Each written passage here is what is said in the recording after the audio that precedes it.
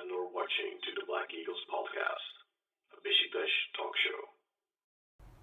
Ahmet Dursun Sergen aldı. Sergen Bülent yan yana. Sergen Bülent. Sergen. Yanında Tümer var. Tümer'e doğru attı. Tümer gitti. Tümer topu aldı. Sergen aldı. Gol! Gol! Gol! Sergen attı. Sergen attı. Şampiyonluk geldi. Sergen attı. Şampiyonluk geldi. İbrahim'in pası. Yuma. Şimdi Ahmet. İkinci gole gidiyor Beşiktaş. Ahmet. Ve gol!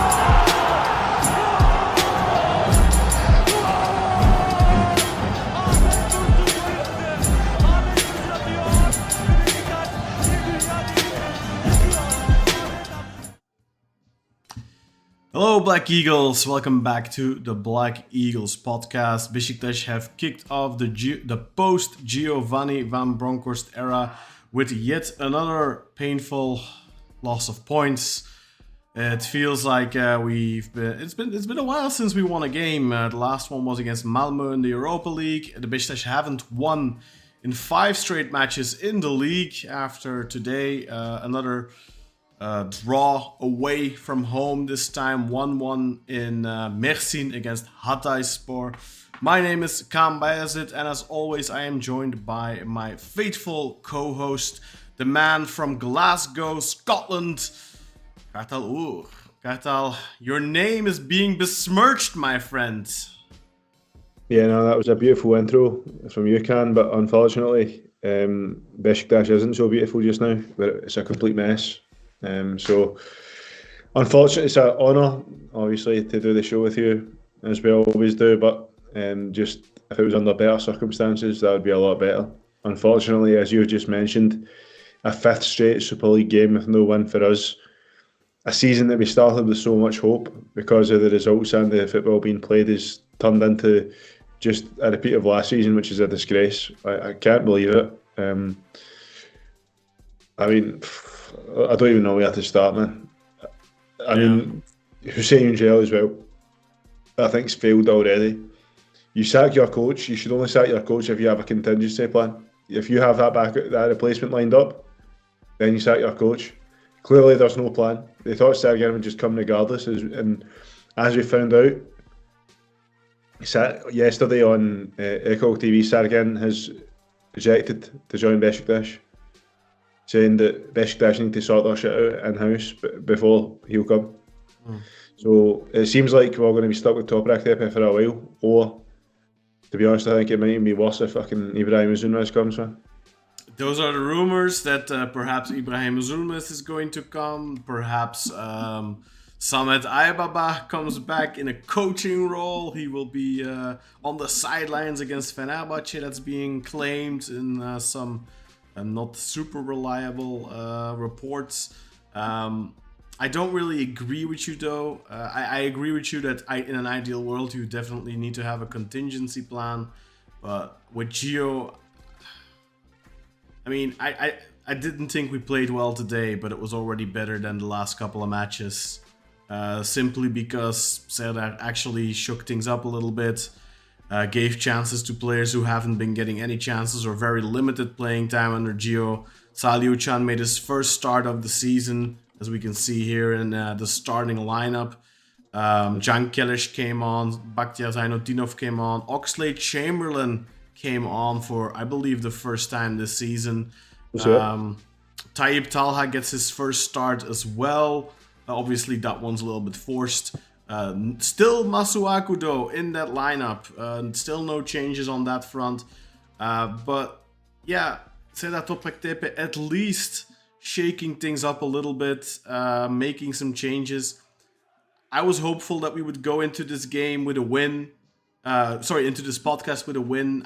I think we had some chances in the second half. We could have won it. It was a penalty shout that I only saw it during the live broadcast, but it looked like a really clear penalty to me.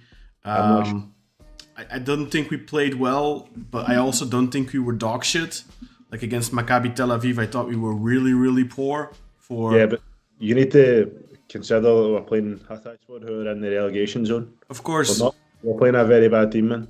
Of course, but like... We should be steamrolling Hatay Spor, but instead...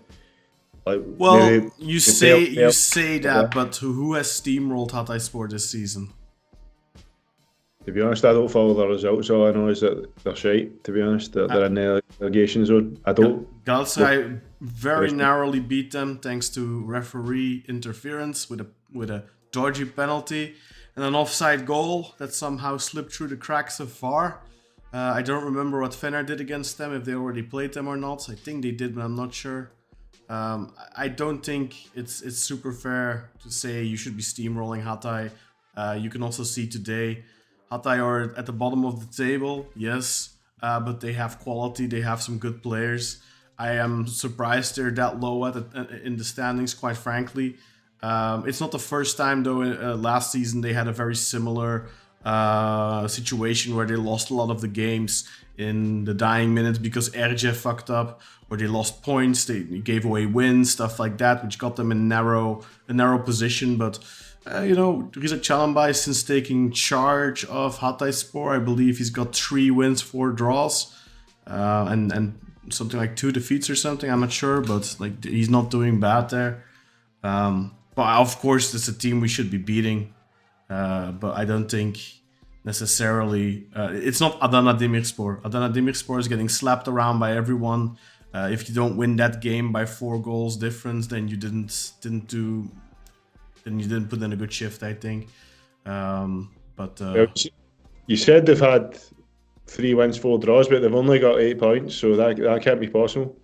It's a stat I literally just saw on Twitter, so maybe somebody's making some ridiculous claims there.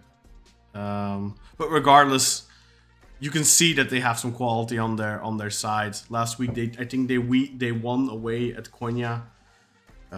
It's not Adana Demirspor. That's all I'm saying. Adana Demirspor is a team that there's no excuses for not steamrolling them. But they're not the worst team in the league. They're the second worst team in the league.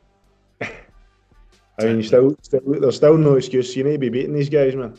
Of course, you need to be beating them. But yeah, what happened to our chat? I could have sworn Özkan Zerzavaci wrote something, and now it's gone.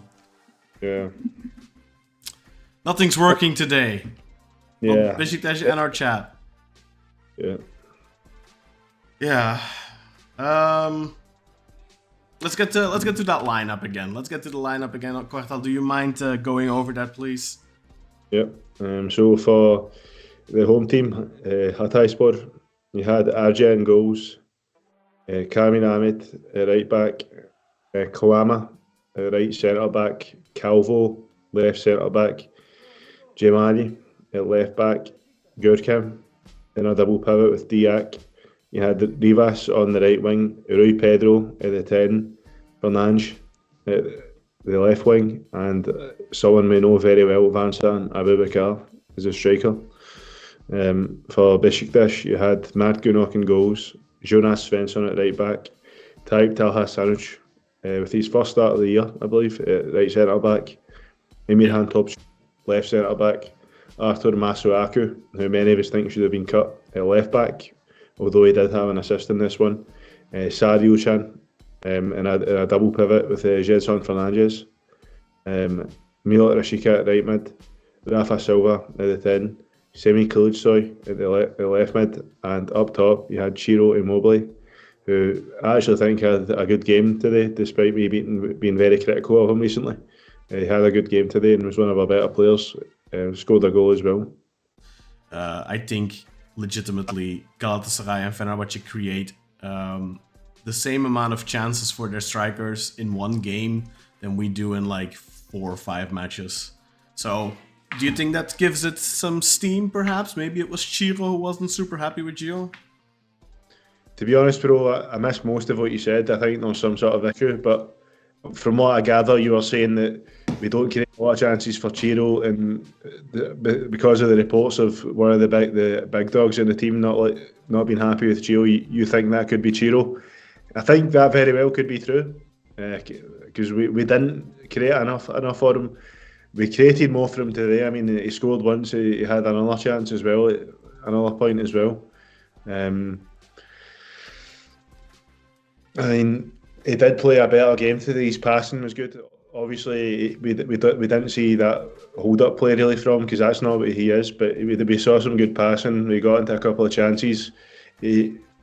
I'm sure there was one position where he dribbled the defender very nicely and created a chance. Yeah, on that penalty shout that we had as well, it was Simi who I think played him through, and then it was, Ciro cut out the defender, and yeah, I haven't seen a proper replay, but from the replay that I saw during the live feed, that looked like the player did not get a ball and just touched his leg. Reminded me of the Simi penalty against Ayub. So it was like I think if there's contact, it's with the trailing leg, but I'm really not sure. Yeah, but doesn't matter, right? Like Ciro is going, he's getting in a good position. He's going in. If he doesn't get the ball and he touches the man, then it's a penalty. Yeah, I'm not so clear if there's contact there. I need to see another angle because they only showed the one angle. Yeah. If they showed the reverse of that, it would have been a lot more helpful in determining if there actually was a penalty there. As for just now, I can't say I'm 100% sure there was a penalty. I thought it might have been, but I don't think they gave us the definitive proof that we needed. You thought the penalty against Rasicka against Başakşehir was a penalty, which was super. But this, I mean, if there's contact here, this is always a penalty. I saw clear contact in that one. I can't say 100% without a shadow of a doubt that there was contact here. I need to see the reverse angle, which they didn't show us. So that's the issue with that. But yeah, man, like we played a bit better than we have recently. But who's to say we wouldn't have played a bit better than recently with Gio? You know what I mean? That's why I'm just. I mean, the fact that we've been going from bad to worse every successive game for the last month. That can change, man. Like you can be a wee bit better in some games. Maybe in this game we would have played better. Who knows? But I really think it was a major misstep from Hussein Yücel, man. If Gio was getting sacked, Sergen should have already been ready to go.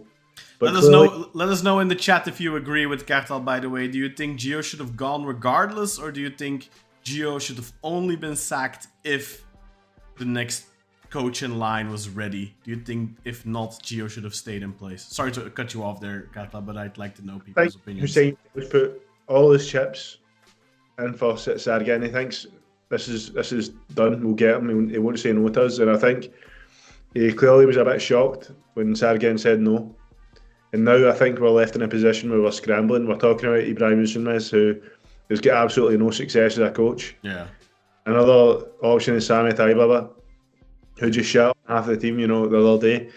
Like said that, basically said that he didn't authorise any of the transfers and he vetoed all of them apart from Rafa, Gabriel Paulista and Ciro Immobile.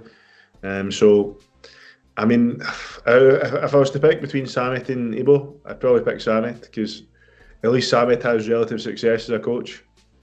Ibrahim Üzülmez has got none. I mean, guys, if you wanna hear our in-depth thoughts on Samet Aybaba's press conference this past Saturday, go check out our Patreon at patreon.com/Beşiktaş podcast. You can create an account, get a 7-day free trial. It's a 1 hour and 15-minute podcast. Me and Kartal go over the press conference from Samet Aybaba and give our opinions on his statements.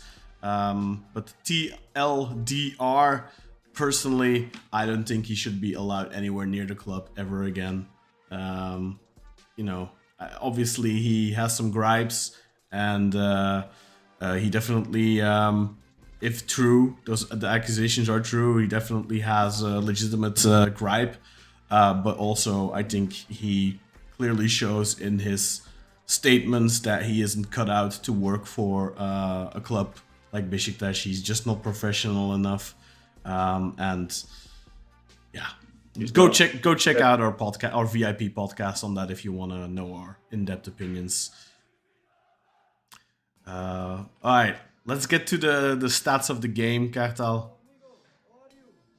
I'll do the top stats that Sinan usually does. So for the ball possession, 44% ball possession for the home side Hatayspor and 56% for Beşiktaş. 0.70 xG for the home side, 1.03 for Beşiktaş. So again, quite balanced there. We didn't really create that many chances, which we'll get to in a bit here. 12 shots in total from the home side, 11 from Beşiktaş, 4 on target from the home side, only 2 from Beşiktaş. 2 big chances created for Hatay, but 4 big chances created for Beşiktaş. 1 big chance missed for Hatay, 3 for Beşiktaş. 256 completed passes at a 73% accuracy and 346 for Beşiktaş at a 79% accuracy. 16 fouls committed by the home side and 11 by Beşiktaş. 2 offsides for both sides and 6 corners to Hatay versus 9 corners for Beşiktaş. And we actually scored on a corner for the first time this season, if I'm not mistaken. I know we scored off of a corner following a short corner against Samsun, but I don't think we scored directly off a corner this season. Correct me if I'm wrong, Kartal. I think Kartal is gone. All right, let's have a look at these duel stats then. If Kartal is nipping out, I don't know what he's doing. 57 duels won for the home side, 47% of the duels won. We won 53% of the duels with 65 in total. So we have 53% won. The ground duels were 45% for Hatay, 55% for Beşiktaş. And then the aerial duels, 53% for Hatay, 47% for Beşiktaş. And finally, the amount of successful dribbles, 39% completed out of 9. They had 9 attempts and 39% completed. So that does suggest they tried quite a few. And then we have 42 with 11 successful. Disciplinary stats, 9 yellow cards for Hatay versus 3 for Beşiktaş. And 0 red cards for either side. Worth pointing out that none of our players that were on a yellow card suspension, or rather were in danger of getting a yellow card suspension, got a yellow card today. So we should be at full strength, bar the injured players in the derby on Saturday against Fenerbahçe. Are you surprised by the amount of big chances we created, Kartal? Decent amount. I think 4 big chances versus 2. We really should have scored a second. Yeah, I mean, to be honest, that number feels a bit inflated to me. I don't know about you. But also, I just want to say, I had a delivery for a bed frame for one of my spare bedrooms just there, so that's why I had to run off. No worries. So I apologise for that. Couldn't have left that. I had to get the door. But yeah, I mean, I think that 4 big chances seems a bit inflated. So that's counting the goal from Ciro Immobile. And you were asking about us scoring from corners. That was the second corner we scored from all season, which I think you said as well. Which was the first one? Paulista in the first game of the season. Yeah, but that was a short corner though. It's not really a corner. It's not direct, but it's not directly from the corner. That's what I said, but I didn't remember if we scored any goals directly from a corner. Yeah, I think this was the first, yeah. I think so as well.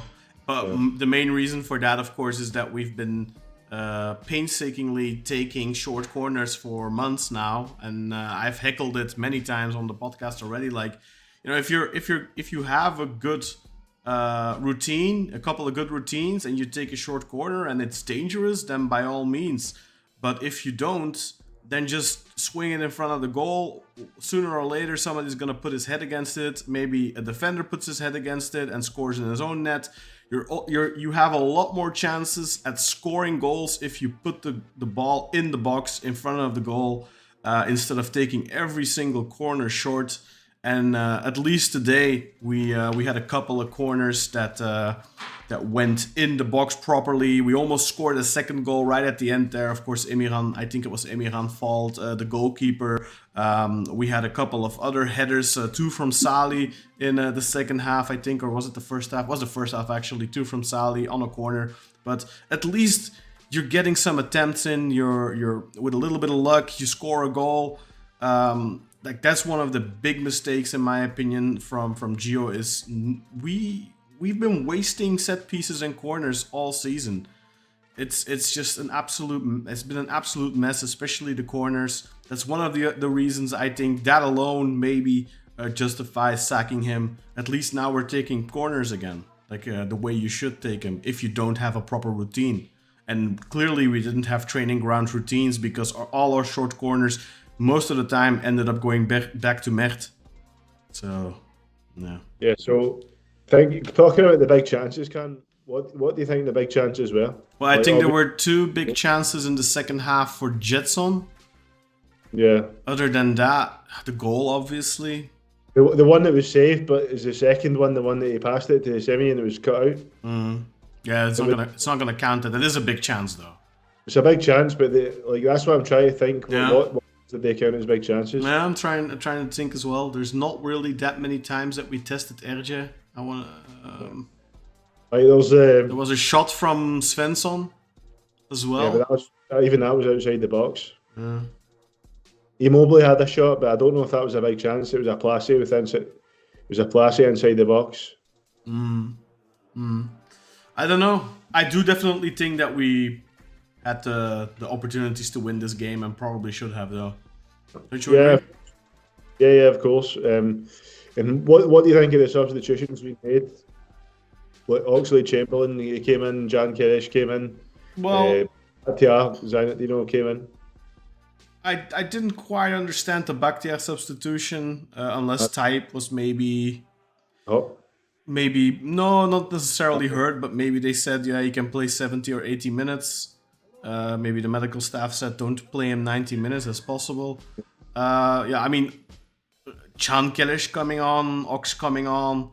Yeah, I can only say okay. Let's give these guys let's give them some chances. I've been very critical of the Jan Kelish transfer since day one.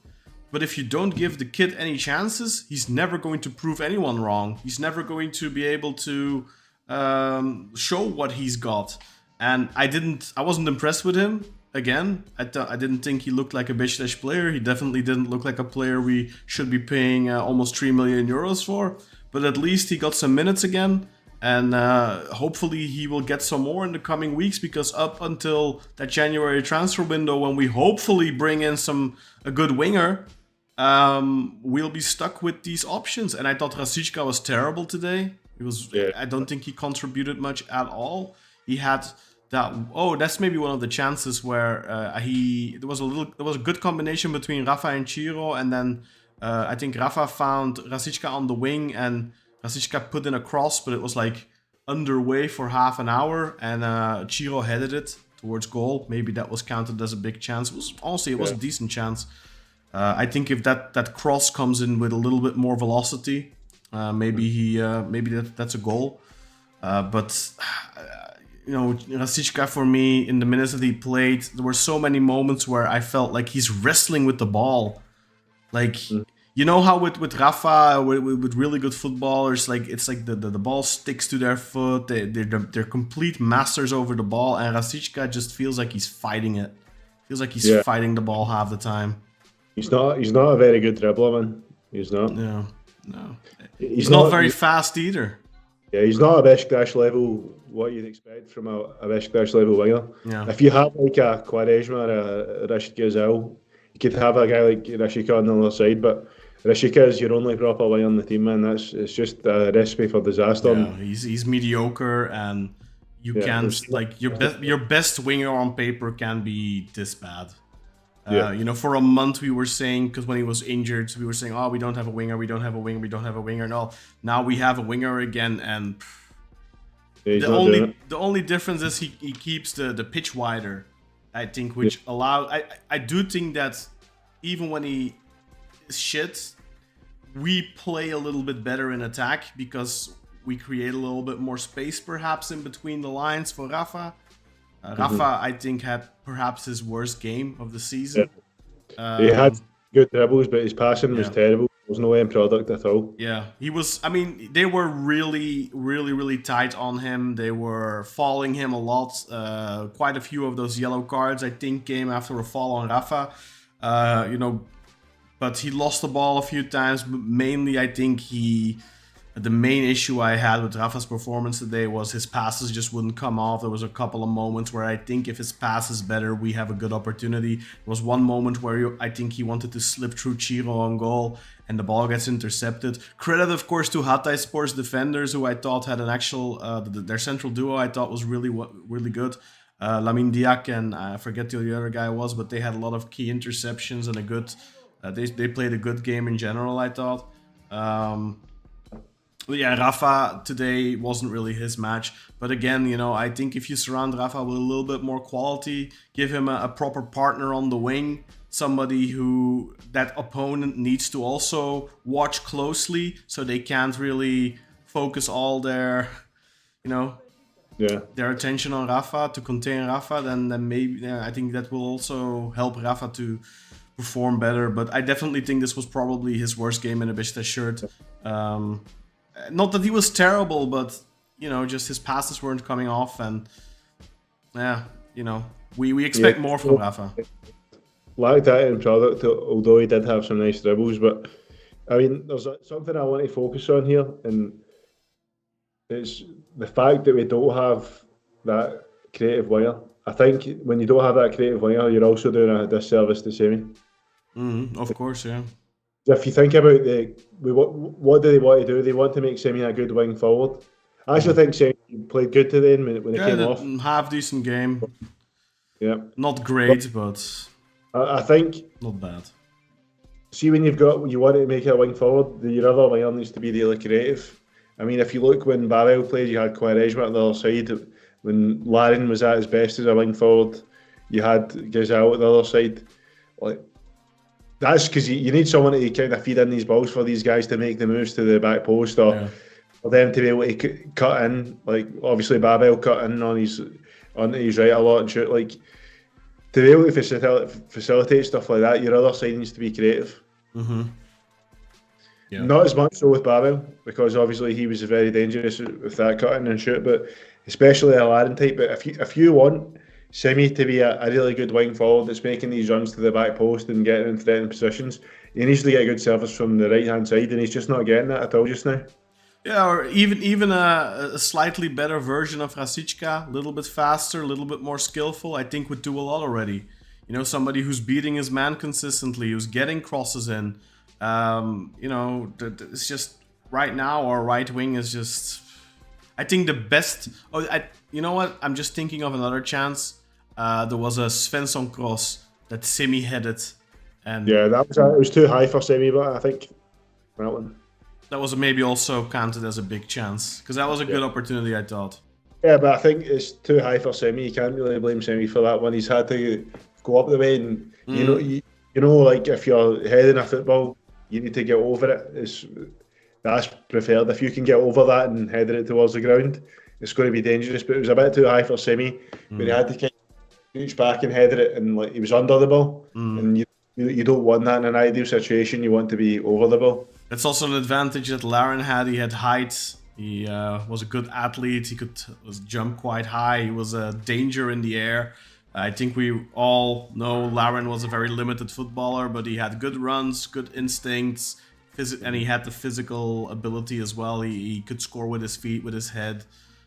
Semi is kind of limited. He's more a goal scorer with his feet. I don't know if wing forward is where his biggest future lies, but we'll have to wait and see how he would do with a proper winger opposite him. With Rasička again, today. Matches like this are games where you expect Rasička to bring a little bit more, but like all his passes were off. Even the one half decent cross he had was like, I don't know what that was, man. Like that, it felt like that ball was in the air for half an hour before Ciro managed to get his head on it. So yeah, you need to cut Rasička some slack in this game, but because he did play with serum. Apparently he was getting injections all day to be able to play this game. So the question is, if you're really that hurt, should you be playing at all? I mean, I think that's one of the issues with Rasička last season as well. Supposedly he was playing with a broken hand or broken arm for half the season, and credit to him for being willing to do it. But he's a made of class, it seems, because he's injured often as well. Yeah, that's a problem too. The fact that he does get injured relatively frequently, and that takes him out for a while. And he's played good games this season. Like I think the Antalya game, he was quite good. He has had some good matches. It's not like when Rasička is on form and is having a decent game, like he's not a terrible player. I don't want to say he isn't a Beşiktaş level player. I think in a rotation when he's on form, he's good enough. But he isn't good enough to be the number one winger, the guy you look to decide matches and to consistently. Yeah, he's a bit player. He's not a major pawn. You know, he's not a. Yeah. I've said this so many times, man, before, but if you have a really good creative winger, you can put Rashika to the left and have him playing that kind of barbell role, you know, because I think he actually can cut in and shoot on his right. That's a dangerous part of his game. So if you put him on the left, that he can do that. On the right, he can't do that though. And if you pair him with someone like a Gazal or a different profile of a creative winger like a Quaresma, like that, he could be a really good player on that other side, but he cannot be the number 2 creative force in this team after Rafa. He just cannot be that. He's not good enough creatively. He's not creativity. His creativity is just not good enough for that. Like he's not a good crosser. His passes aren't very good, and then he doesn't beat his man consistently. He's not particularly fast. Not fast. Like in FIFA, as you said before, I think he's maybe like an 80 pace. Like realistically, which is fine, but it's not really very good, as fast as you'd want for a winger. You want a bit more pace, and if you don't have that pace, you want that creativity, but he lacks that. Yeah, if you don't have the pace, you need to be tricky. You need to be creative. You need to be. I mean, I think he's pretty smart actually. I don't think he's a low football IQ player. I think that's probably why he's gotten where he's gotten in his career, because he has a relatively good football IQ, but. It's just he lacks all those important aspects to make him above average. I think that's just what he is. He's mediocre. He's average for the level that we aspire, and it's probably not fair for us to expect so much from him. The fact that we have put him in a position where he needs to deliver like that is like obviously the club needed somebody else. When Gazal left.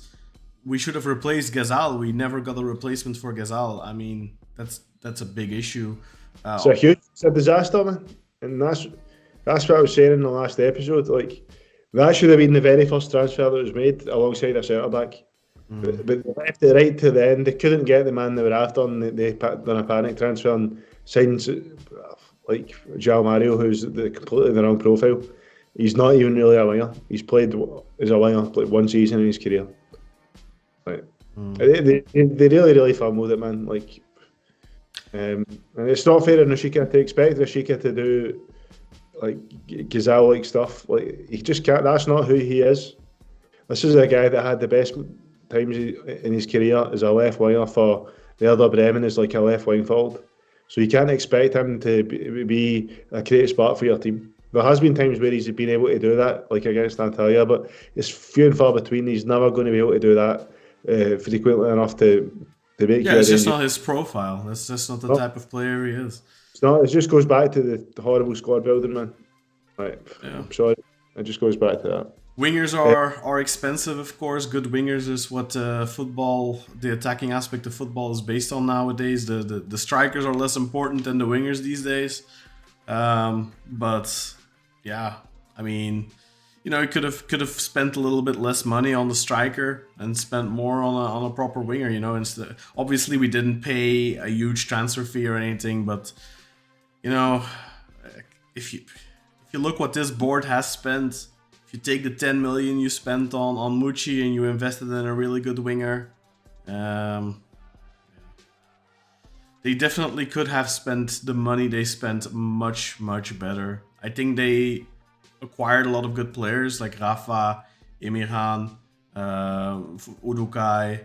You know, Paulista obviously is a quality player, but he has his injury issues, and I think that's something they could have easily known about. Yeah. I mean, you say it yourself. recently. He just doesn't play that. He doesn't play that many matches per season. That's an indication that there's an issue there. So then you need to look deeper into it.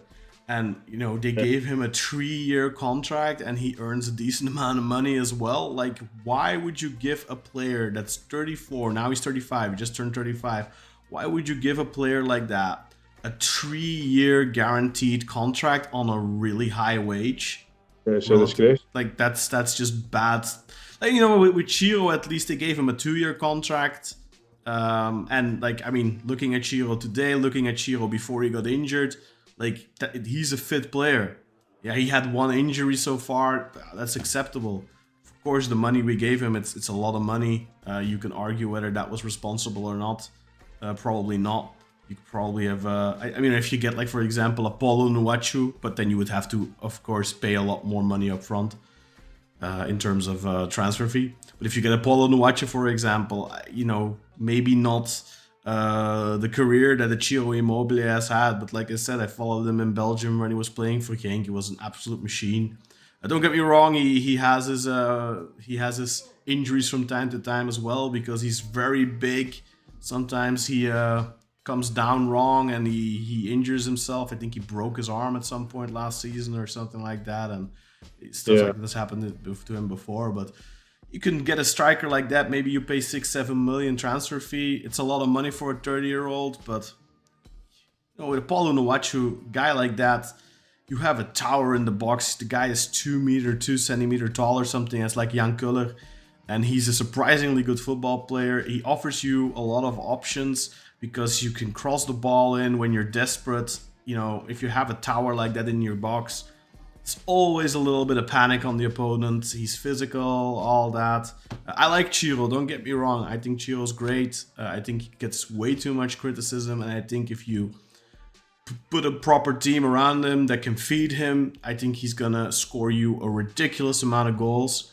But we don't have that team. So he was the wrong fit. And then you should go for a striker maybe a little bit cheaper that can score you goals with less of a need to really build around him. I think with Onuachu, you don't need to build around a guy like Onuachu.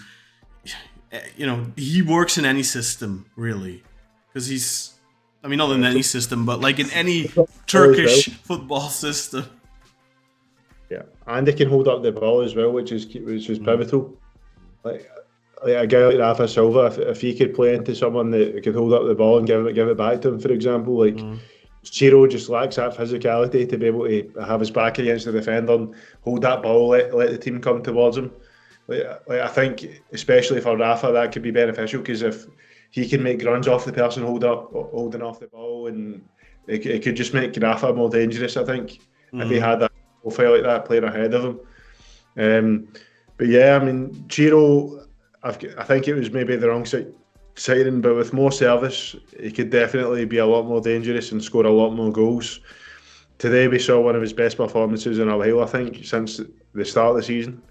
And with the team that was performing at a, mediocre level. So it's not that he was playing well because the team was playing well. I think he just had a decent game. Yeah, because Immobile played some great games, man. Like the Lugano home game, Antalya game, even that Kayseri game when he scored that beautiful diving header. He played some good games. He did, but it has been a theme where we've been struggling to find him this season. And if we had the winger I was talking about, that could be a different story. But as you said, I think in this team with the lack of creativity, a pivot striker like Onuachu would have been a better bet. But obviously, Ciro's here now. He's here for the next year and a half. So we got to hope that we sign some players that can serve him better and we can benefit more from his finishing ability. Yeah, and with the Onuachu as well, finding him is just a lot easier. Finding a guy that's a head taller than all the defenders. And defenders tend to be big guys. Like finding a guy like that in the box is a lot easier than finding a guy like Ciro, who's, is like 90% of the defenders are taller than Ciro. Ciro's only 185, which isn't small, but it's like Cenk. Cenk had the same issue. Cenk, was just a little bit too small, and like that's why Cenk never really had the great career. I think if Cenk would have been 1.91 m or something like that, then he could have probably done more outside of Turkey.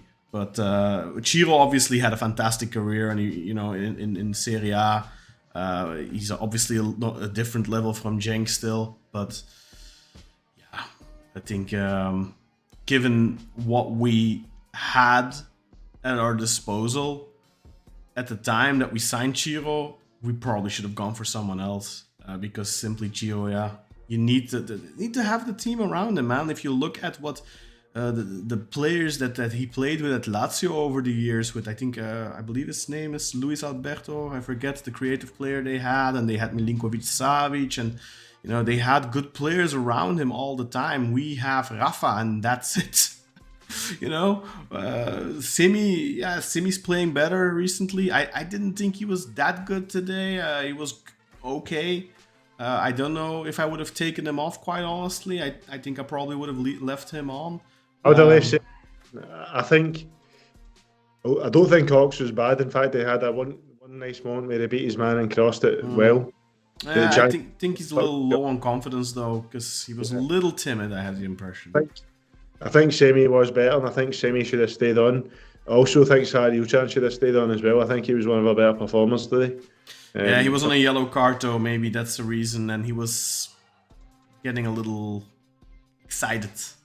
Well, I was surprised to see him come off, because I thought Sarri-Uchan was maybe one of the best, if not our best player on the park, especially in that first half. He was constantly trying to play like direct. Yeah. I think Al-Sadi was pretty good when he came on. I think he made a difference. Yeah. Not enough, but he made a little bit. He made it felt that he came on. He wasn't anonymous when he came on the pitch.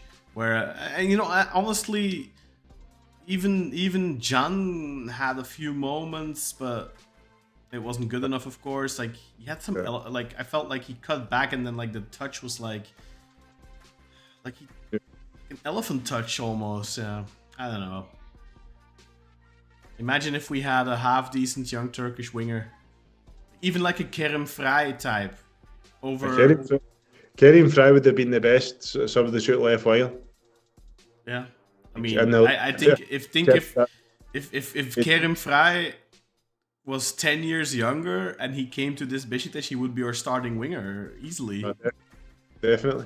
Yeah. Like that guy would have been the best substitute winger in the league, maybe in history, if he just accepted that role. But he thought, no, I'm too good. I can't be a role player, and forced to move to Birmingham City. And then his career just went to shit after that, because he always thought he should be the guy. But if he'd accepted that role as like kind of the backup left wing, he would have had a much better career, I think. Because for some reason, Kerim Frey was never good when he started, but see when he came on off the bench, he was always good for us. He won us games. Mm-hmm. Yeah, the assist to Gökhan Töre and the match against Galatasaray, that don't think we'll forget that one ever. And also the assist to Mario Gomez as well. Remember against Kasımpaşa, he kind of done a lob pass to Gomez? No. I do remember him winning a penalty really deep and out of time against Bursaspor the season before, if I'm not mistaken. Yeah, I remember that too, but he gave a great assist. He had some moments. He had an impact off the bench, and it feels like right now we just have, at like the 67, 68 minute, I think we had just made our first substitution, and I was just thinking to myself, who can we really bring like that? I think that's been one of the biggest issues all season as well. Like, we don't have anyone on the bench that can really have an impact other than Salih to an extent. But like, even like if you're looking to Salih, who is really a number 8, if a number 8 is supposed to be your impact sub, then there's something wrong with your squad. Look what Fenerbahce can bring on the pitch. Look what Galatasaray can bring on the pitch when they need a goal. They bring Batshuayi on, or they bring El Neziri on, or they bring Irfan Can on, or they bring they have so many options that can give you a boost off the bench, and we simply don't. Even today, we have to bring Ox on and put him on the wing somewhere he hasn't properly played in a decade. Jan Kelesh, I mean, Jan Kelesh, he wouldn't be playing for this Hatayspor, I think. No, he was shit, man. Yeah. Shall we do some comments, Kartal? Yeah, we'll do the comments, man. Let's do that. I'm excited to see what people. I got it working again, so I'm happy. Yeah, one of them has been a critique of ourselves. That's fine. We'll welcome it. Shit, man. See, so the first one is. Yeah, so the first one is, why are we still playing Masuaku? Everyone sees how horrible he is. This is from Grey Wolf. How does the club and coaches not see that? Was Gio's compensation $4.5 million? I don't think so. Gio was on 1.3 million a year, and he had a 2-year contract, so his compensation should at most be 2.6 million. Yeah, I believe it was 2.5. So, yeah, but Grey Wolf, 100% I agree with you, bro. Why is Masuaku still playing? I've got no idea. But back to you, Emre Can Tazi should get a chance instead. Despite Masuaku, he had an assist today, but there was times in the first half he was just completely clouding, doing daft skills. Lost the ball the first time in the very start of the game when he got it. Yeah, it was. I don't know why the coaches keep playing him. Maybe it's because they think the other two options are absolutely shit, and he's the only one that's somewhat passable. Was Emre Can Terzi that bad last season? I mean, you could tell that he's not really going to add you that much quality, but he gave everything though. He's very combative and he fought. Right now, I feel like we need some fire. I thought he at least had that.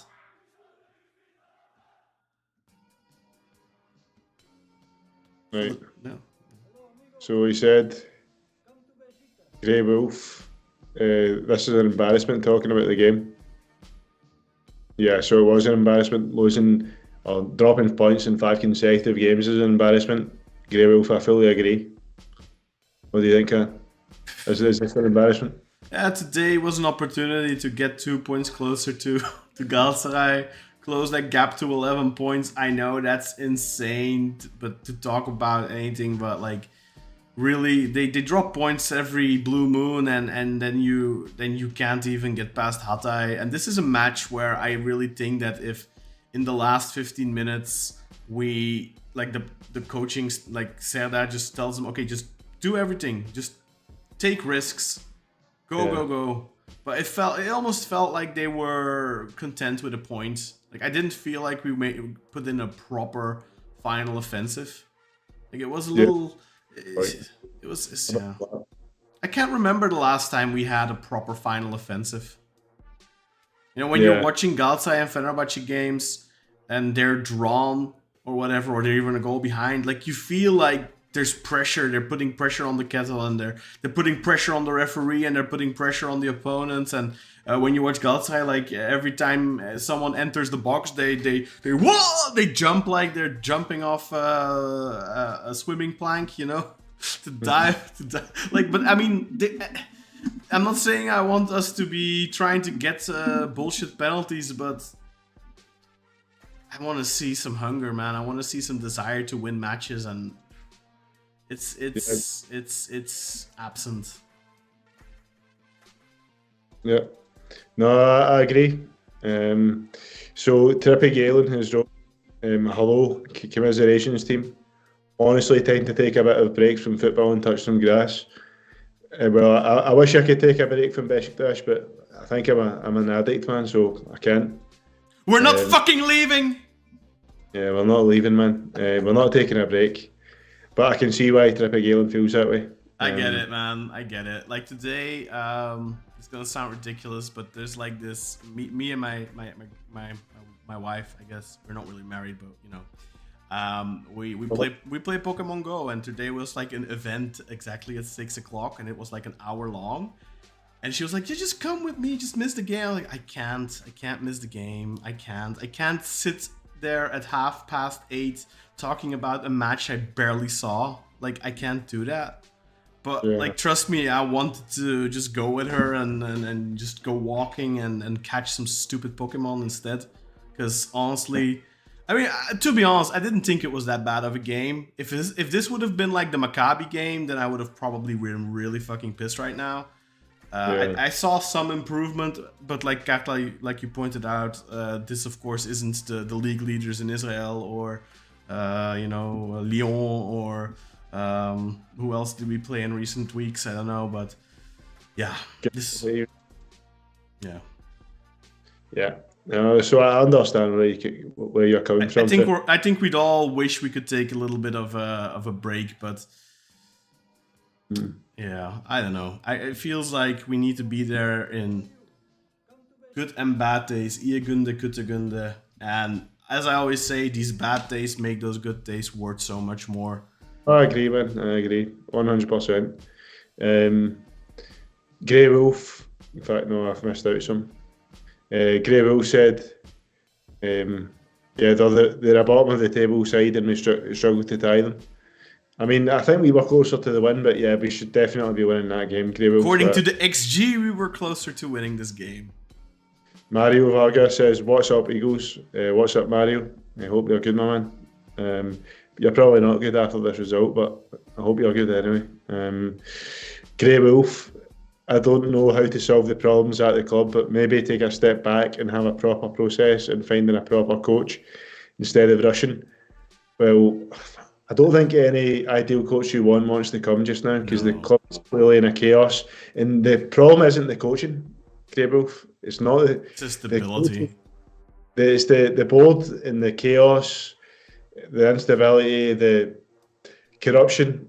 That needs sorted out first. And that's not gonna get. I have my belief in that ever getting fixed went out the window with this board. I think I really thought I was naive probably in thinking that this was gonna be different. Their whole campaign was kind of like anti-establishment and we're gonna go against the grain, against the norm, and they don't want us to win the elections because they just want to take money from the club, and we're gonna do things differently. And then it turns out that it just feels so like it's even worse. Maybe I don't know. No, it's a lot worse. There's been a board falling apart in less than a year, and all the stuff that's came out recently is have we had anything like this ever? There's always going to be corruption in Turkish football clubs. Always, it's the nature of the country. Yeah. But if we could even get to a somewhat professional state like we were during the good times under Fikret Orman. Yeah, I mean, if you're being successful and there's some cunt skimming a little bit off the top, but he's not being too gross about it, and he's just like, it doesn't really, you don't feel it, then of course I don't want that either. But I'll take that over this. I don't understand what the plan is here. It just doesn't make any sense. I mean, that's what I was saying. Giovanni Van Bronckhorst, as much as he was really off form, he was really affected, I think, by the chaos in the club. And he was the least of our problems. Really, the shit going on inside with the power struggle between Kaan Kartal and Hussein Yücel and Samet Aybaba and Brad Friedel, all that stuff's a lot worse than any coaching. Obviously, Friedel's gone, Aybaba's gone.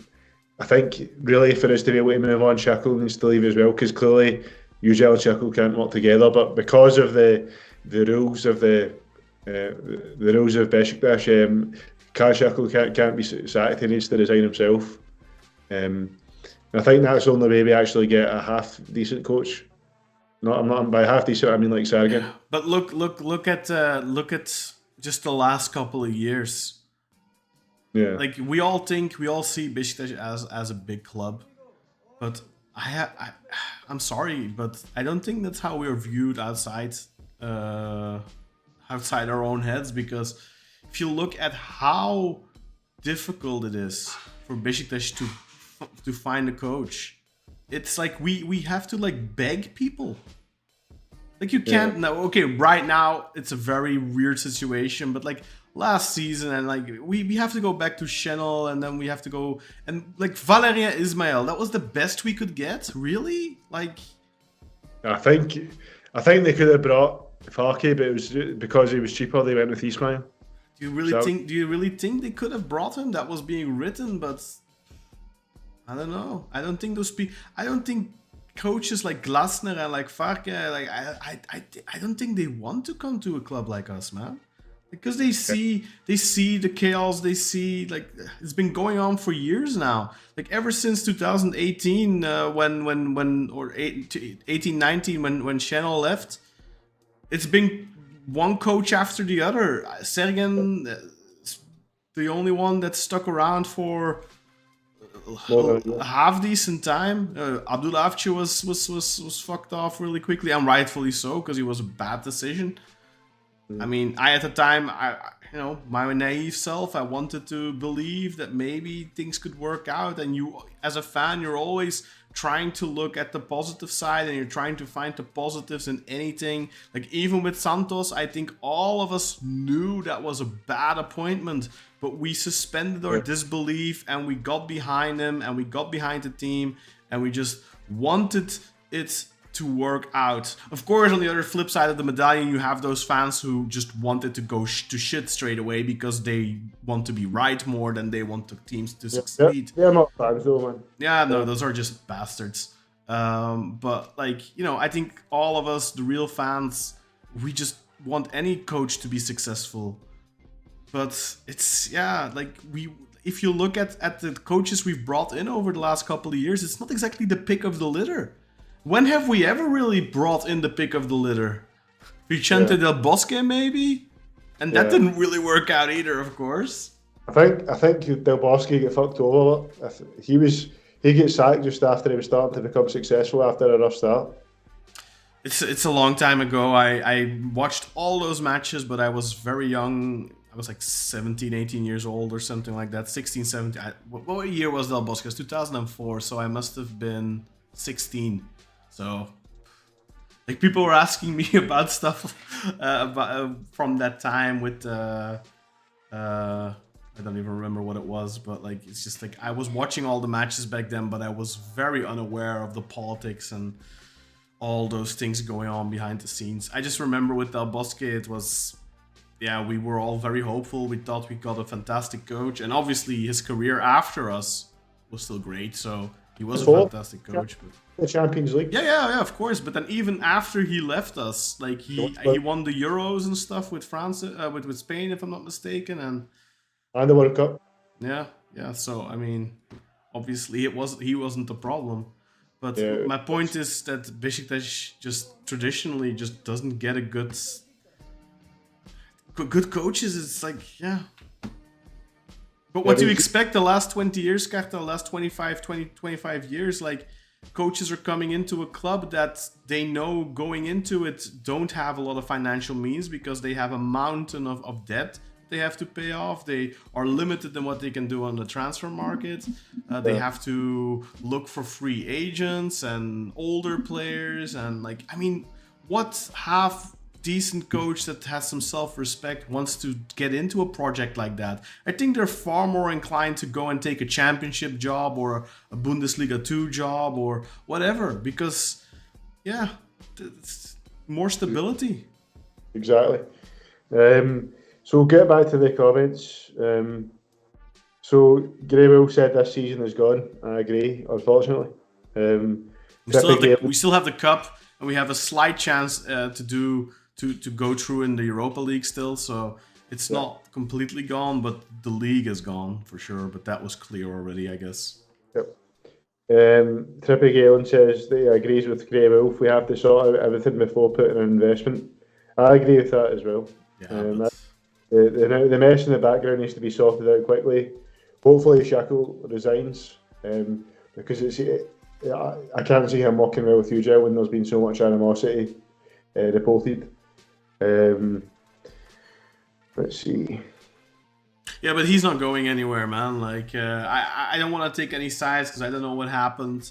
But generally, people, if you see his tweets, like, that is not a guy who recognizes any wrongdoing, and he's not going anywhere willingly. Like, whether he did something wrong or not, I'm gonna leave that up in the middle, but up in the air. Sorry, but obviously, if he didn't do anything wrong, then he shouldn't feel like he has to go. But if he did stuff wrong, clearly he doesn't recognize it. So Yep. He's not going anywhere. So the next comment, Gray Wolf said we played like shit, no difference. I think we were a bit better. I think that's a bit harsh, Gray Wolf, but we still weren't good enough. So I agree with your sentiment, man. We're still not good enough, but we were better than we did play in the last few games, which is always a positive. I wouldn't put it beyond us, by the way, that we don't beat Adana Demirspor. Yeah, neither would I. No, at this point, definitely. Yeah.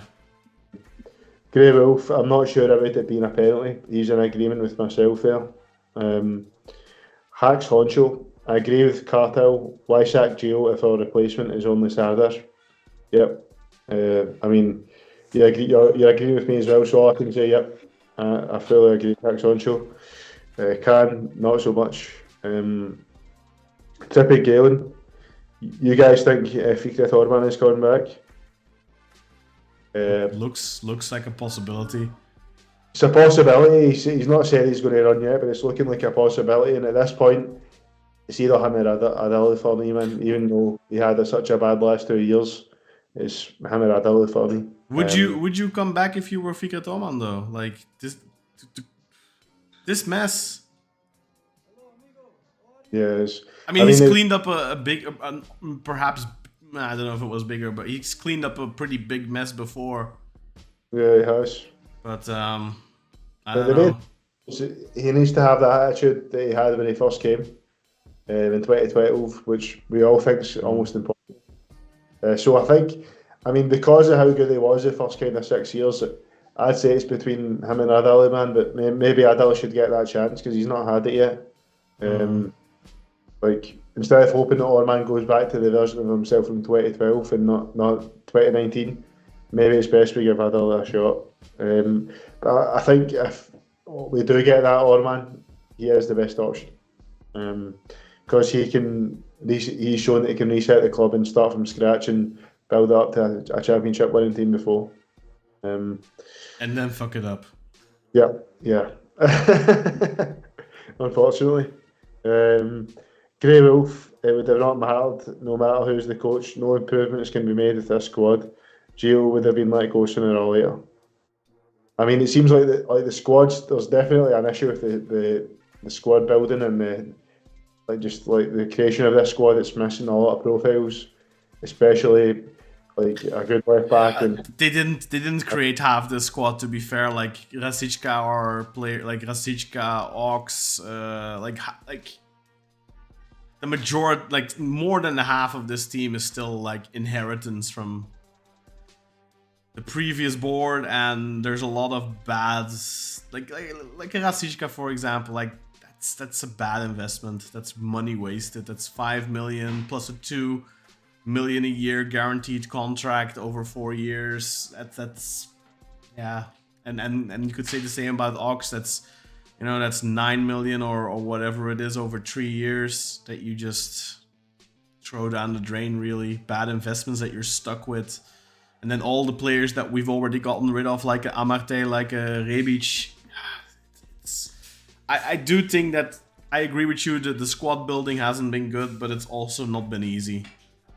It's not easy, but there's no excuse for not getting that winger profile, especially considering that was one of our first requirements needed because Gazal ran out. Like, that should have been one of the first transfers. But yeah, no, I agree. It'll be hard to have success with this squad. Grey Wolf, Carlito Del Carmen. You think Ox should start against Fenerbahce? If so, what position and in place of which player? I don't think he should start against Fenerbahce. I think he can come off the bench. He's a midfielder, but I don't think he's ready to start yet. What do you think, Kaan? I would like to see a Jetson Musrati Sali midfield, Rafa on a wing, semi-opposite, and Chiro up top. Yeah, I think that's a good shout, man. And then obviously Masuaku at left back. Yeah, obviously, man. Every coach loves Masuaku. Yeah. Maybe we're the problem and we just seeing it wrong. Yeah, maybe.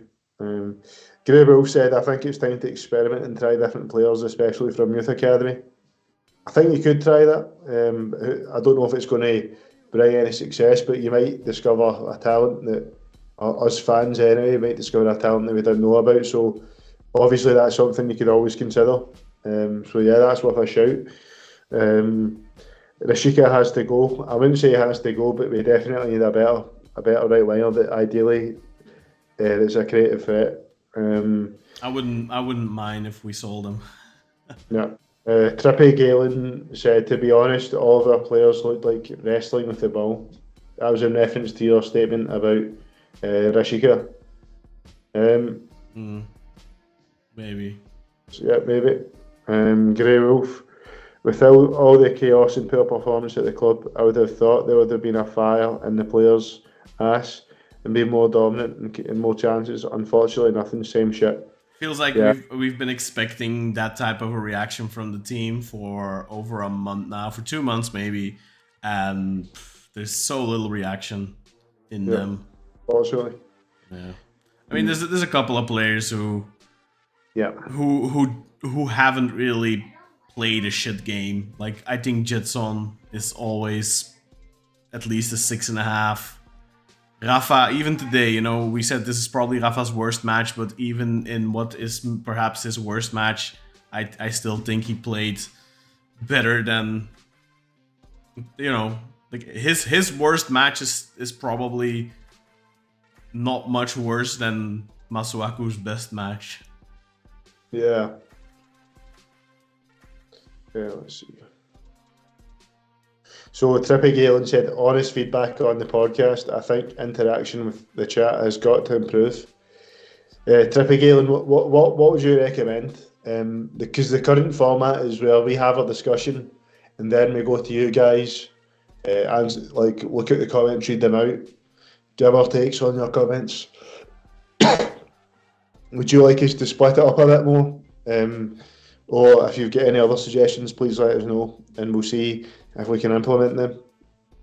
It's a lot harder to keep track of all these comments when we're obviously talking to each other and we're trying to get our own thoughts out. And if we then on top of that need to like keep an eye on every single comment. I mean, I understand like in an ideal world, like me and Kartal were talking about something, you inject your opinion as well and we address it. It's not that easy, unfortunately. We can try it a little bit more. We'll do our best. Yep. Erin, thank you very much for the criticism, because it's constructive, so we do appreciate that. Erin says, I wish we'd give Bakhtiar a chance to show himself. The guy was a powerhouse in Russia. If nothing else, let him play left wing back instead of Masuaku. We've been saying this Emre Tazi or Bakhtiar should get a chance at that left back position for a while. I definitely agree that one of them should be getting minutes over Masuaku. Because Bakhtiar still has a in Russia, so I think we should definitely try and play him and sell him back rather than Masuaku, who's got 6 months left in his deal and has got no value. I do have to say that I like Bakhtiar, and I think he played his worst matches in the Beşiktaş shirt at left back. Like I liked him at central defender, and I would love to see him. I mean, not right now because I think we have too many better midfielders. Like give him a chance in midfield, but like as a central defender, I really liked him last season. But as a left back, I mean, the problem with Bakhtiar is that from day one, the fans have been on his case as well, I feel like. And I don't know, I mean, Masuaku has given away so many goals and cost us multiple games this season that, why not give Bakhtiar the chance there, honestly? I don't have a lot of hope that he'll do much better, but you can only positively surprise, right? Yeah.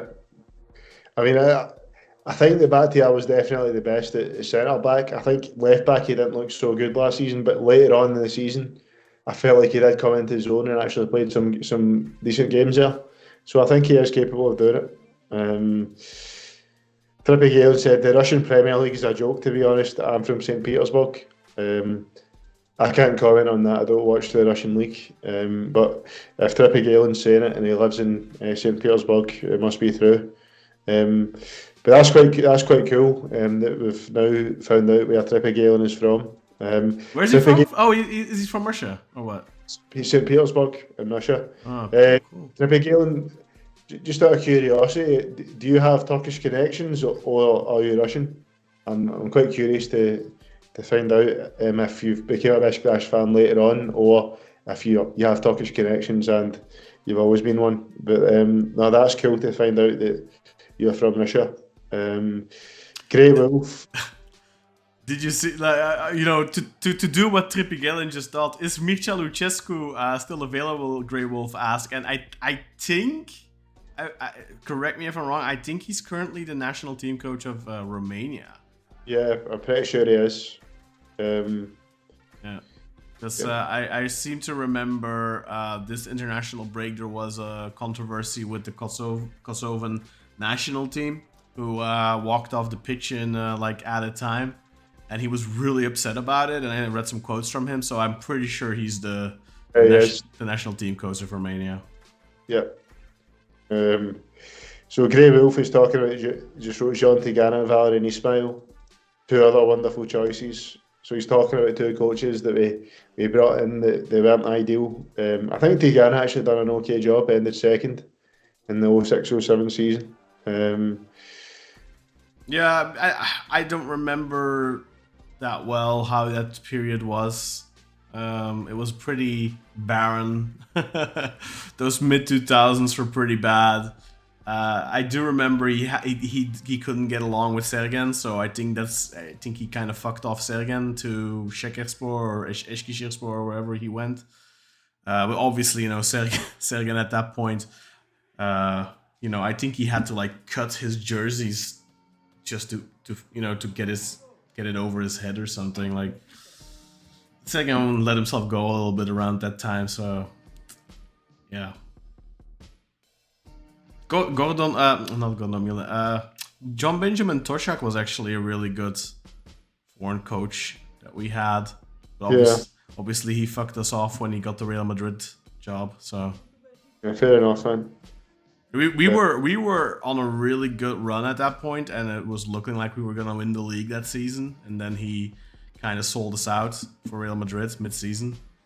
Yeah, I mean, obviously we are pissed off about that as Beşiktaş fans. I mean, I think, was that the 98-99 season or the... I believe 98-99 or 99-2000, I don't remember exactly, but... Yeah, so I was either just born or one, because I was born in 1998. Kartal was born and John Benjamin Toshak got the Real Madrid job straight after. Yeah, a year after, if it was 99, yeah, because I was born in the June 98. Let's see... So, well, back then even there were memes about it, Trippy Galen, because they used to call him Tashak, but he thought I think the Fenerbahce fans or something, they would chant Tashak, Tashak, Tashak, and then Toshak would come out from out this dugout and applaud the crowd because he thought they were calling him over, but they were obviously bantering. So Grey Wolf said, as bad as things are, at least we won a couple of championship for East Finish. When? The 2000s? I mean, we won in 03 and we won in 09, but... Yeah. Neither was really against Fener. 03 was against Galatasaray and 09 was against Sivasspor. Yeah, Fener finished 6th in 03. They had they had a really bad season last year with Ortega and stuff, and it didn't quite work out, and their players kind of boycotting that, Ceyhun Eriş and company. Yeah. Yusuf has said Harry Mokhtar is the best choice. I agree, Yusuf. Harry Mokhtar should come back and play his legendary 3-5-2 that we saw against Rizespor in the 21-22 season. What do you think, Andy? Do you think Harry Mokhtar should come back? What's he doing now, I wonder? I've got no idea, man, but he was the coach for that one game when Under Caravelli had corona or something. I was gonna say, maybe we should get Under Caravelli back. At least he had a funny voice. Ah, man, it just shows you how far we've fallen. If you don't laugh, What's Ertuğrul Salam doing? Honestly, what's he doing? no idea, man. I mean, not that he didn't actually play super offensive football, so I'm not really in favor of it. I'm just asking out of morbid curiosity. He won a championship with Bursaspor, and I genuinely believe he would have won the 09 championship as well, but yeah, they sacked him after I think we got knocked out by Kharkiv. I think it was a bit after that, man. Yeah, maybe. But But yeah, it was I definitely in response of that, though. Yeah, I remember that Kharkiv game, man. We watched that at my dad's friend's house, man. It was an embarrassment. Yeah, we won 1-0 in Istanbul, and then we thought it was in the bag, and we went there and we got beaten 4-1. Yep, we did. I remember that, man. Sad times. But it was all right. It was okay because we won the double at the end of the season. Right, so Trippy Galen says, I just think when someone comments and gets a bit of a response, 30 minutes later, it's bad for viewer retention. I love the format, honestly, but it would be better for keeping a more vibrant viewership. As Kaan said, it's quite hard to, like, as we are getting our own thoughts out, to respond to and having a chat among. If we had like a producer or something who was monitoring the chat and would like throw out from time to time, but like I'm doing all that and talking. Yeah. And talking at the same, talking a lot, way too much probably. I don't know, you probably don't know, but I've said it a few times. But my vision is pretty bad, so like for me to read the chat is not ideal. That's why Kartal is always reading it out, or Sinan is. Yeah. So yeah.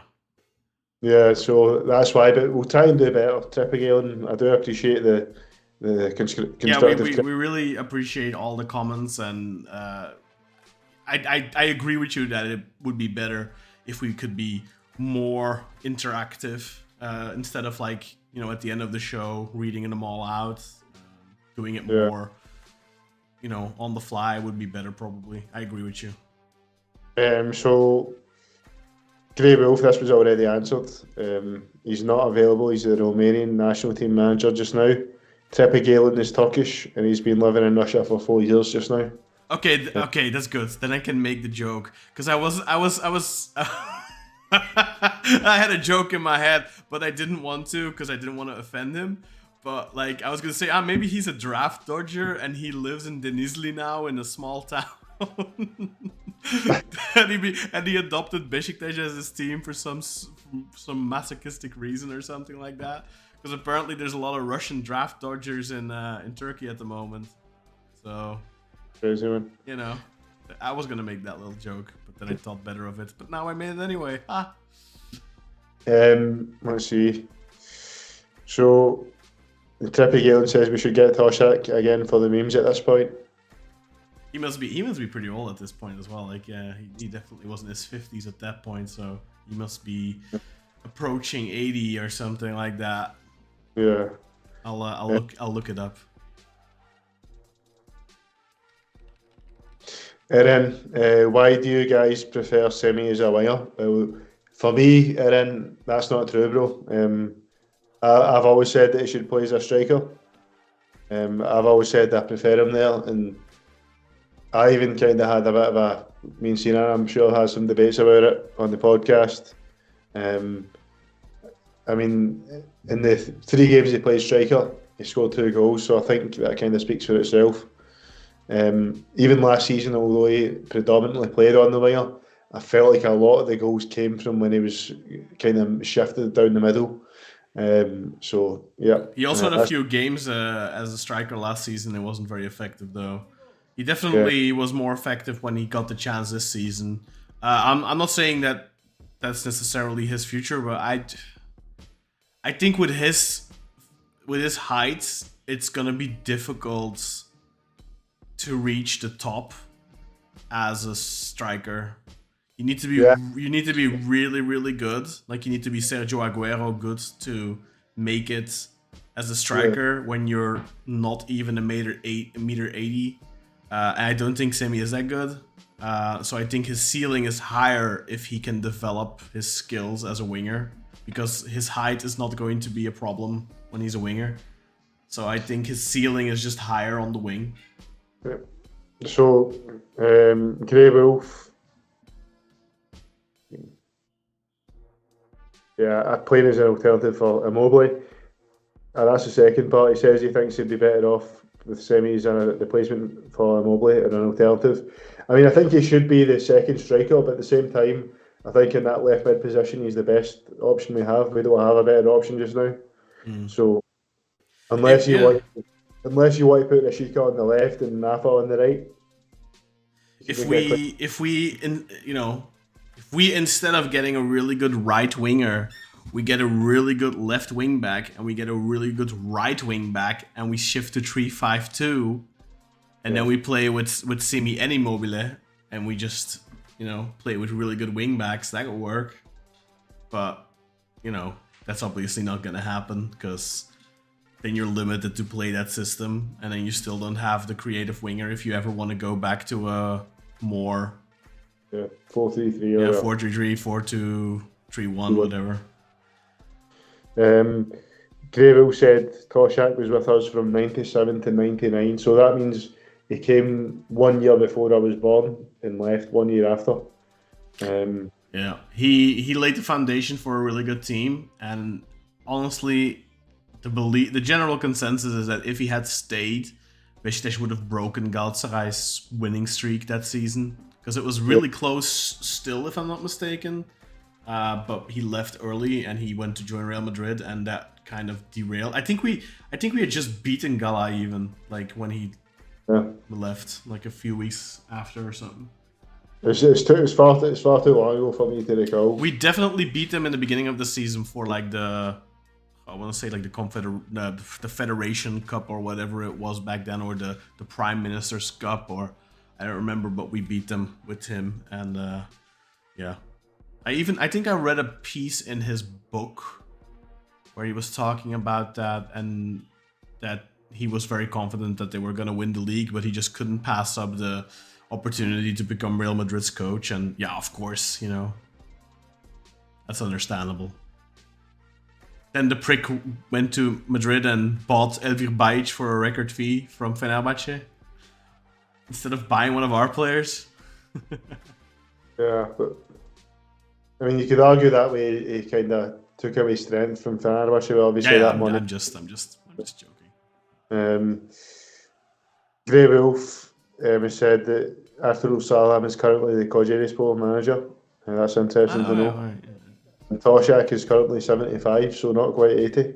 No, he's Şenol Güneş's age, so why not? Şenol Güneş is 72. I'm sure he's 73. No? I think he's 70. Let me check. Şenol Güneş. Maybe our chat can check. Şenol Güneş is 72. Alright, fair enough. I think I still take John Benjamin Toshak.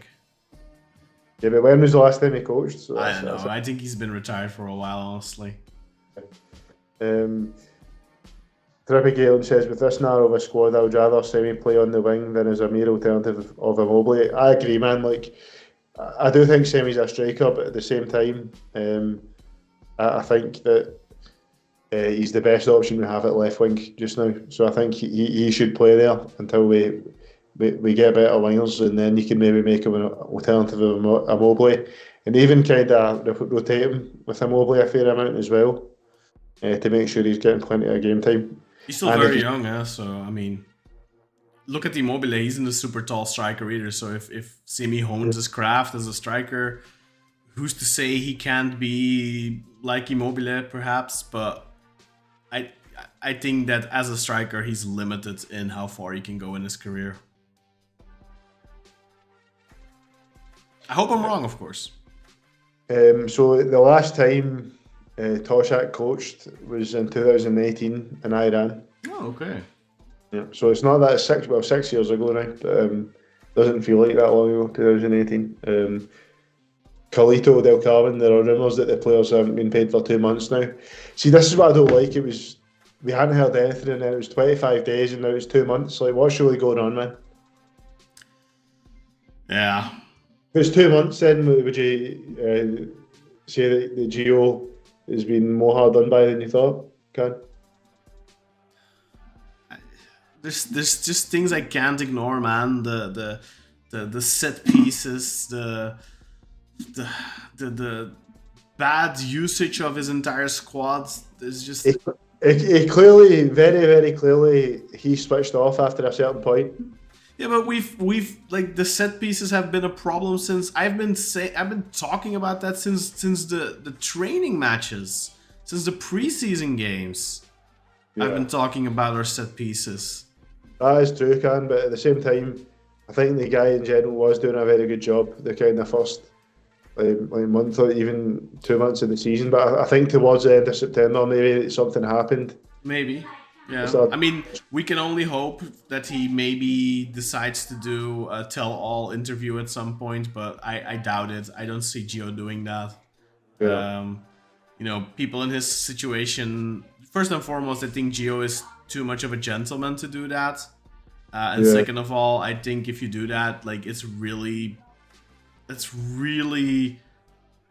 detrimental to your career, because any future employer is going to look at that and think, okay, if something happens at our club, he'll be airing the dirty laundry 6 months later after we fire him or something. Like, you know, like clubs don't want that, man. Even if they're well-run clubs, like, yeah, you don't want that. And I don't think Gio will do it. I hope he does, but I don't think he will. To do it, but he won't do it. But 2 months, the players haven't been paid. I think it's become more and more evident that the coaching staff and the players aren't the main issue. The club is terribly run and is going through so much chaos with both members fighting. That's our biggest problem. But again, though, Kartal, do you have the feeling that Jetson and Rafa, like that these and Svensson, that these guys aren't giving 100%? Like even Rasička, okay, I don't think he's playing well, but do you have the feeling, looking at him, that he's not giving it all? I mean, I think they're giving it their all, but I'm not seeing them play as good as they can, which is another concern, you know. But not getting paid, like, how is it? I don't see how that's going to get you to doubt yourself, because that's what I'm seeing from a lot of these players is they don't believe in themselves. They drop their heads. They don't have confidence. Their morale is low. Yeah, I can see how not getting paid pisses you off and stuff, but like I don't see how it gets you. It's been said that Hussein Yücel is going to sort out the payments as ASAP. He's going to get the players' payments up to date. So, I mean, that should have been done from as soon as he took over on Friday when he became. Should it really though, Kartal? Should he be doing that? Like the club should be able to pay. They should. Players. They should, but of course they should, bro. But you need to remember, it was Hussein Yücel that was key in us taking on these big contracts with Paulista, Mobley, and Rafa. Yeah, but that's 3 players. We have 20-something players. And obviously this team should be self-sufficient, and whoever's doing the books has failed big time if we can't afford to pay these players' wages. But if Hussein Yücel wants any chance of being able to run for president in May, he needs to make sure all these players are paid their wages. Yeah, but let's be honest, like unless some miracle happens and he brings in a good coach and he brings in some good players in January and suddenly we start playing amazing and we catch up to Galatasaray and maybe not win the league, but at least we make it exciting again and we win the cup, and like everything needs to go right for him to have a chance, man. That's also why I really think that this entire conspiracy theory of him like staging a coup d'etat, it doesn't make sense, man. Like this is such a mess. This is such a horrible mess. Like he'd have to pump in like 150 million or something to even have a chance at the championship, at the presidency in May. I think he'd have to pump in 150 million, if not more. Like. What I want to know is, because Hassan Harat just confirmed really that they're having difficulty paying. Last week they were saying 25 days no payment, or 25 days. Now they're saying 2 months. Which one is it? Yeah. Is it 25? Is it a month later? And how trustworthy are these people who are saying these things? Yeah. I mean, we know there's definitely problems. Hassan Harat confirmed it last week. Well, I says mean, he said, "I don't know. That's possible," and supposedly he's been away from the club for 4 months. So it could be that he genuinely doesn't know. Well, if he's saying that's possible, I think it's happened. Yeah, probably. I'm just playing devil's advocate here. So Grey Wolf says the rumours are that the players have been playing shit for months now. Yeah, the last 2 months, October and November, they've been shit. Like the last time we saw a half decent game, man, it was September, I think. But I tell a lie, the Konya game was okay. I mean, the Lyon game wasn't great, I guess. We were shit. We won the game, but we were shit for 60. We were good for 30 minutes, I guess. Yeah. Malmo was passable. Especially at the end, but the first half, I think even Malmo played better than us in that game. Yeah, they did. They were better than us. They didn't get. They got less than what they deserved. What was our last half decent match? Really? Oh, Konya probably. was it? Oh, I don't even remember. It was the last league game we won, man. I've got brain fog. I can only remember all the shit. Yeah, It's such a waste. It's such a waste, man. We have such great, like, those black shirts this season. They're what amazing shirts, and we're wasting those beautiful shirts on a shit season. Yeah, which looked so good at the start, man. It went so bad. Like, that's the worst part of it all, man.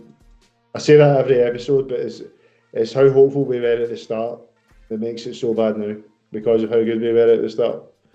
But anyway, I'm like a broken down record. I say that every episode, but it's just how I feel, man. It's really depressing. Let's see. So Carlito said Hassan Arata appear on Tolga Ishik's programme next week to respond to the allegations. I saw that as well when I was looking through the comments. I wonder if he's going to respond to these rumors that he's been making money off of the stock of the club stocks. Apparently he's got crazy stuff to say. That's going to really shake things up. All right, great. So it'll be more chaos. Who knows? Maybe I mean, why not? Why not? Let's just pile on. I think he's probably just going to turn it around back onto Hussein Jail. Well, you know what? At least if that, then we know, right? Like if it's, I'm very curious what he's gonna say. Yep. When's that gonna happen? Next week. Next week. All right. Well, we'll do a VIP podcast on that then, Kartal, if you're up for it. Let's see. I'm just going to get the comments back up on my phone because there's been a few and then I can't see the next one. So Grey Wolf says if they've not been paid they could complain to UEFA. They certainly could, and we don't want that. That'd be a disaster. It's so embarrassing when that happens, man, because especially for me, man, and one of my friends will see it in Scotland and they'll say, oh, your club's a scummy club that they can't even pay their players. And I'll need to try and defend the board and all that shit and make some sort of daft excuse for them. Or you just say, yeah. Yeah. Shit stinks, stuff sucks, life sucks, and then you die. Life doesn't suck, man, but Beşiktaş fucking does. Life as a Beşiktaş fan sucks right now. Let's see. Trippy Galen, I'm so tired of getting my hopes up. I want a low-key manager and a low-key squad to play for a UEL spot just now. Well, you're never going to have a low-key squad just now with like Rafa Silva and Chiro and Mobley. I think we won't see a low-key squad until they're gone, let's be honest. But I don't think we'll ever see that. Unless the club gets sold to Federer again. Like that's not gonna maybe if Fikret Orman comes in, but even Orman made flashy moves, so at the start. Even he brought in like a 35-year-old Niang, Mamadou Niang, you know. Yeah. That was still a name, and didn't he? No. Just trying to think who he brought in early on. Julien Escudé, who was a name but also old and not super expensive, I guess. Yeah. Grey Wolf says it does not make sense to play like shit if you're not being paid, because if they want to go to another club, then they'll not market themselves as they're showing performances. That's what I think as well, but you don't know what it does to the human psyche when you don't get paid. Like, if you're working a job and you're not getting paid, you're gonna start doing a half-assed. You're gonna start slacking. You're gonna start not doing your job well. You're gonna be like, I'm gonna give them what they're paying for, basically. Yeah. I mean, so quite simply, if I didn't get paid in my job, I'd just not do my job, man. Yeah. I mean, you'd probably quit, honestly, but like, but let's be honest. That thing in countries like Belgium and the UK, shit like that, it's not going to happen in a regular job. No, it doesn't. Not well. I mean, a friend of mine had some stuff, but he just sued them and got his money in the end. So it's kind of similar to Beşiktaş. Yeah, I've never really heard of anything like that in the UK. Maybe if it's like a small business or something. He was working for a business and he was delivering like food products and stuff like that. And he was entering freezers all the time. And apparently, but he didn't know about this, but apparently you need to get like a form of hazard pay for that because it's not good for your bones, apparently, like entering really cold freezers all the time. So he was supposed to be getting like a bonus all the time. So it was like over the time he worked there, it accumulated to like 13,000 euros. So then when he quit and found out about it, he sued them and they had to pay him. Yeah. Trippy Galen has said, Grey Wolf, what you say makes sense for a semi-young squad, but most of our players are past 30, so I think they would be okay not marketing themselves. Yeah, I mean, that's a high point. But I think it does fuck up the human psyche, as you said, Kaan. If you're not getting paid, you'll be fucked up.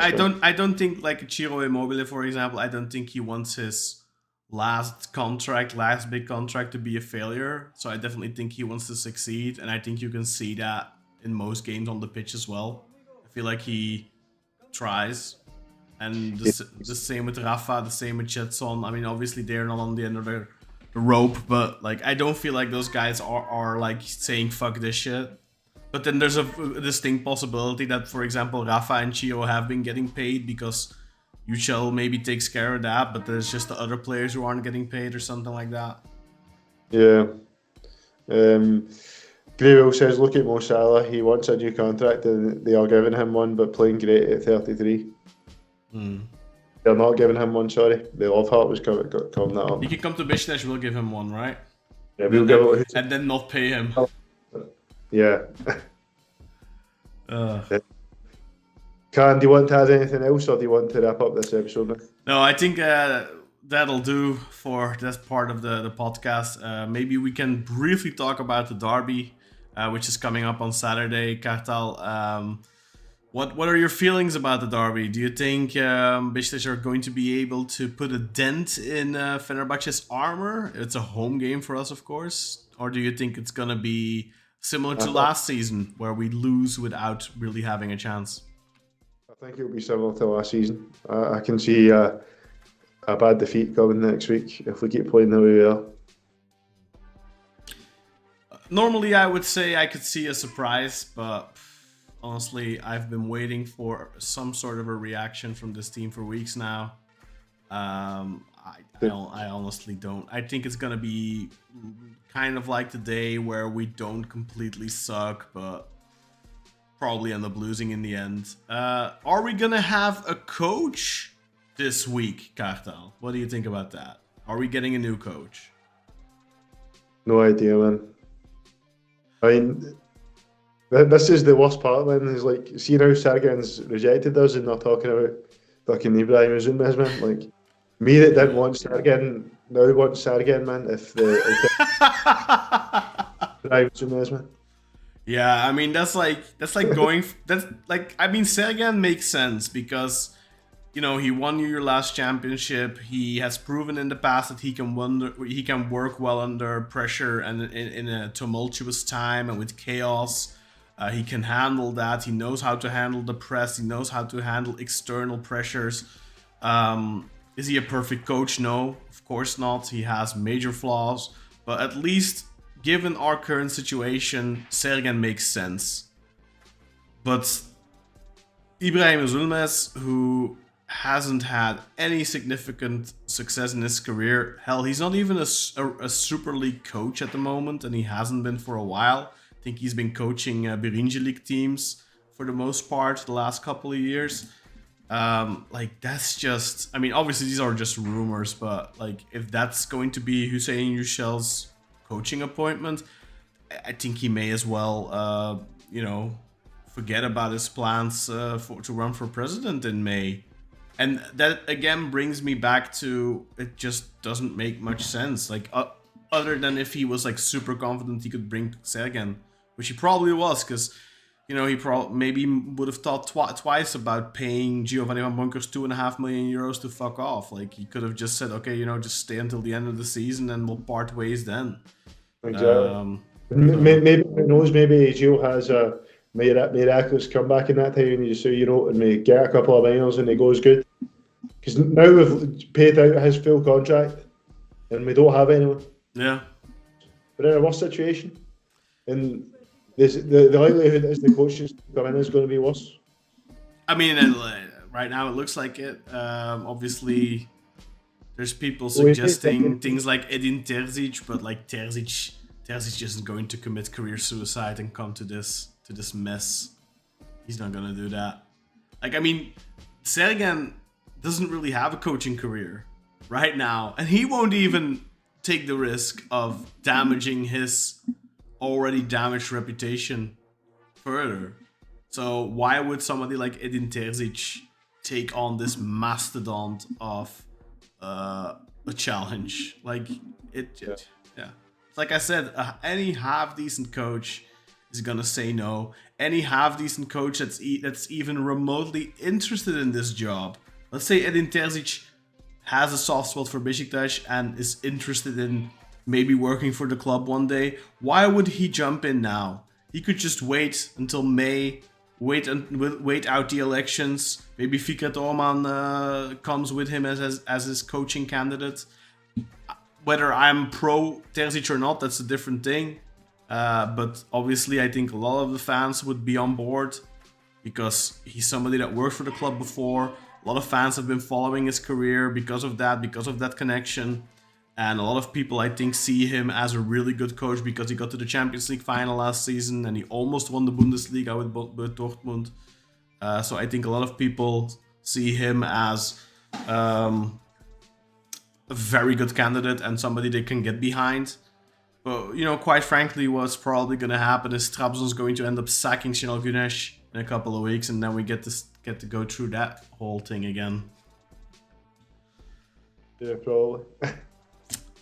All right, I think that'll do for this episode of the Black Eagles podcast. Thank you all very much for watching. Thank you for joining us in the live chat if you have. If you haven't yet and you want to watch one of our episodes live, we are usually live on Mondays. Like today. Today we also played on Monday, so we were live right after the game. But usually speaking, we are always live on Monday. The time varies a little bit depending on Kartal's working schedule. Next week, I guess, will be after 9 again, or is it like every 2 weeks it changes, Kartal? So I only do back shift like once every 4 weeks. Oh, okay. So next week we should just be on around 7 then, I guess. Yeah, 7, half 7. Yeah, okay. So next week, Monday, and usually when we have European games, we're on Friday as well. So this week, no European game, but we have that dreaded Bodo Glimt away game coming on the 12th of December. And I will be recording an interview and a preview for that match later this week, actually. I'm still lining up schedules with Josh, but I'll be talking about Bodo Glimt with him. That will be available first on Patreon, and a couple of days later it will also be available on our YouTube channel. Thank you again for watching. If you want to support us, go to patreon.com/Beşiktaş and you will gain access to a lot of extra content, including early access to any videos that are not live that we put out. So for example, those previews, for example, transfer highlights when we talk about new players or players we are looking likely to sign. I interview experts, talk to them about the player, we get the lowdown. For example, for João Mario, we had Adrian Souza on from Rabona TV. I've had Kevin Hatchard on, who's a Bundesliga commentator for the English feed, to talk about Felix Udukai.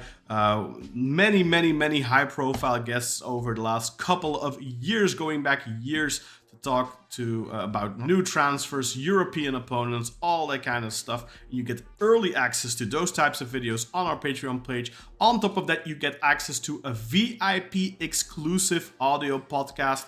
Most recently, Kartal and I recorded one yesterday to talk about the whole press conference from Samet Aybaba. We talked about some of his quotes, some of the big things that he said, and we gave our opinions on those as well. And of course, next week, if Hassan Arad is going to do a big bang interview, we will probably talk about that on the VIP side of things as well. So go to patreon.com/Beşiktaş podcast. It's just $1.99 a month. That's less than a cup of coffee. And for the new year that's coming up this month, from December 1st, which is already behind us at this point, until January 5th, we are running a special 75% off for your first month. So you only pay 50 cents for your first month. And on top of that, you get 7-day free anyway. When you sign up, you get a 7-day free trial and you gain access to all our VIP exclusive content. And after that, if you wish to stay, your first month will be 50 cents, and any subsequent month after that is $1.99 a month. A lot of our VIP Patreon members will attest to that. It's definitely worth your money, but go and check it out yourself. It's free. That's all I have to say. Kartal, maybe you can take us out today. Yeah, man, I'm going to say it again. I said this a few weeks ago, but in these hard times, man, we need to stay with Beşiktaş. We need to stick with the team, support the team, support the club, and hopefully we'll get out these bad days. But really, as we know, the main thing that needs to be sorted out is that back room. That board needs to be sorted out. Hopefully, if Kaan Kartal leaves, at least at that point we might have a board that can actually work together. Shady or not, they'll at least be able to work together. So just stay with Beşiktaş, folks, and hopefully we'll be positive next week after the Fenerbahce game. I highly doubt it, but hopefully we'll have something nice to talk about. But yeah, let's just take us out. Can't play the music. So just a special thanks to our Patreons: Özkan, Zazawachi, Akılcan Malik, Paul O'Connor, Nathan Davies, Dara Hennessy, Bonnie Nathaniel Lee, Pete Gregory, and Candido Chigi.